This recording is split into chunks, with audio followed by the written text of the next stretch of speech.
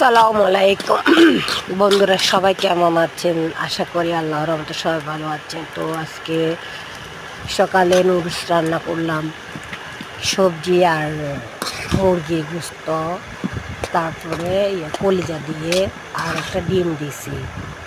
তো এখানে আমি মাছ হচ্ছে সইয়া মাছ, যেটা মাইটটা মাছ, টমাটো দিয়ে ঝোল করছি আর কি। তো পাতা দিয়ে আগুন বাড়াচ্ছি আমি। আমাদের তো গ্যাস নাই, আমরা পাতা দিয়ে রান্না বান্না করি, অনেক সময় লাগবে। তো নুডলসগুলো ভালোভাবে হয়ে গেছে, এখন কিছুক্ষণ রান্না হয়ে যাবে।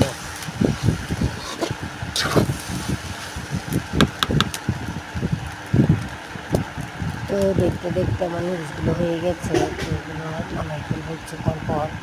তো মাছ হয়ে গেছে, মাছের মধ্যে ঝোল দিয়ে দিলাম।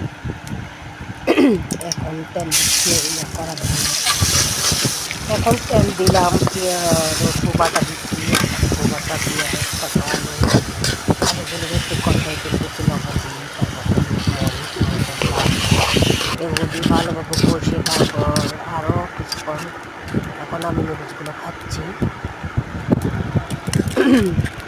তো আমি যেখানে রান্না করতেছি ওখানে খাচ্ছিলাম। তো সাথে রান্নাও করছি, আলুগুলো কষাতে দিয়েছি আর কি।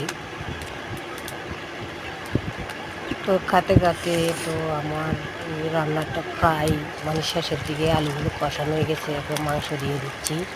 এইদিকে আবার চা বানাচ্ছি, চা পাতা দিয়ে দিলাম আর কি। তো গোস্তগুলোকে ভালোবাসা কষিয়ে নিচ্ছি, তো একটু মাখা মাখা করে রান্না করবো এগুলা।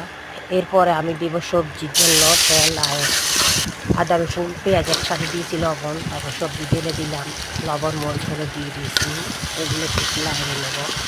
তো ওগুলো একটু লাড়াচাড়া করে দিচ্ছে আর কি। ভালোভাবে তেল মধ্যে আর মশলা কষিয়ে নেবো আর কি।